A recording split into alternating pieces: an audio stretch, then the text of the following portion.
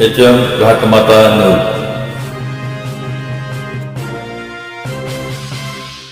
9. ऋषिकेश दादा देशमुख आपल्या सर्वांशी बोलतात. आज या ठिकाणी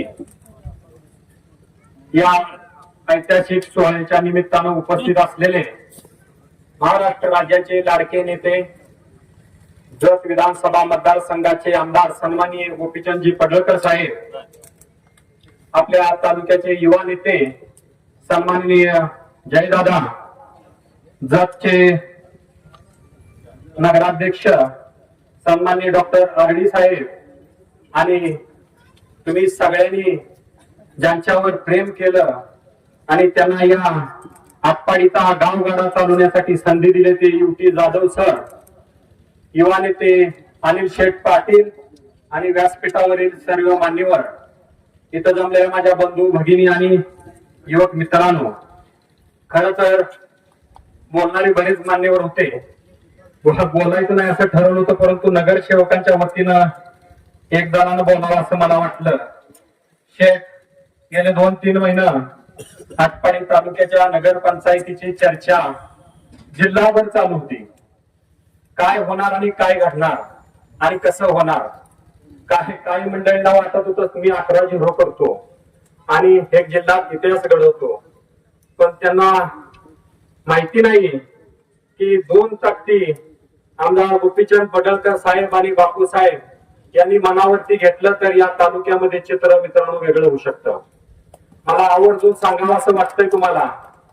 2017ला अशीच परिस्थिती होती आणि मी एक तरुण कार्यकर्ता, माझ्या डोक्यामध्ये विचार आला की आमदार पडळकर साहेबांना आणि बापू साहेबांना एका मंचावरती आणायचं आणि एका ठिकाणी आणायचं आणि या दोघांना एका विचारानं जायचं, यासाठी आपण प्रयत्न करूया का. त्यासाठी मला तानाजी मामा यमगरांचा फोन आला. आज ते व्यासपीठावर नाहीत परंतु आपल्या बरोबर आहेत. मामांनी मी विचार केला की या दोन्ही वाघांना एका ठिकाणी आणायचं. मामा मला म्हटले करूया का प्रयत्न, तर करूया म्हटलं, पण नाण्याच्या 2 बाजू आणि एका ठिकाणी कशा यायच्या. परंतु आम्ही दोघांनी चिकाटी सोडली नाही आणि या दोघांना एकत्र आणलं जिल्हा परिषद आणि पंचायत समितीच्या निवडणुकीमध्ये. मित्रांनो, तालुक्यामध्ये 100% भारतीय जनता पक्षाची पार्टी आली आणि सगळे जिल्हा परिषद सदस्य आणि पंचायत समितीचे मला वाटते 6 सदस्य शेट आपले निवडून आले आणि लोकांनी आपल्यावरती भरभरून प्रेम केलं. मधल्या काळामध्ये काहीतरी अडचणी आल्या आणि त्या अडचणीमध्ये ही 2 नेते विभक्त झाले, परंतु या 2 ताकदी परत आम्ही मी निवटी सरांनी एका विचार मांडल्या आणि आटपाडी नगर पंचायतीवरती भारतीय जनता पक्षाचा झेंडा फडकला आणि तुम्ही सर्वांच्या आशीर्वादाने आपल्याला यश आलं.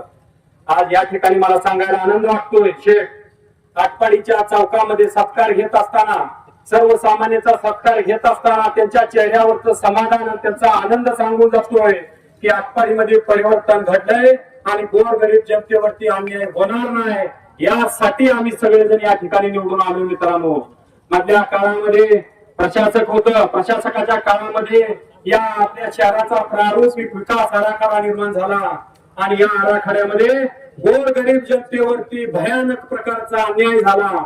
तोंड आणि चेहरा बघून या लोकांनी, सत्ताधारी मंडळींनी आरक्षण टाकली, त्यामध्ये अनेक लोक भरडून गेले.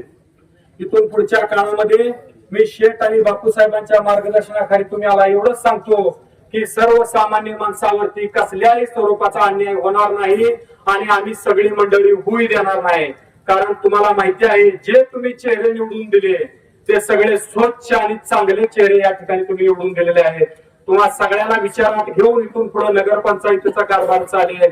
कोणत्याही सर्वसामान्य माणसावरती अन्याय होणार नाही, अशी जबाबदारी आम्ही सगळेच मंडळी या ठिकाणी घेऊ, एवढंच या निमित्तानं सांगतो आणि या ठिकाणी थांबतो. जय हिंद, जय महाराष्ट्र.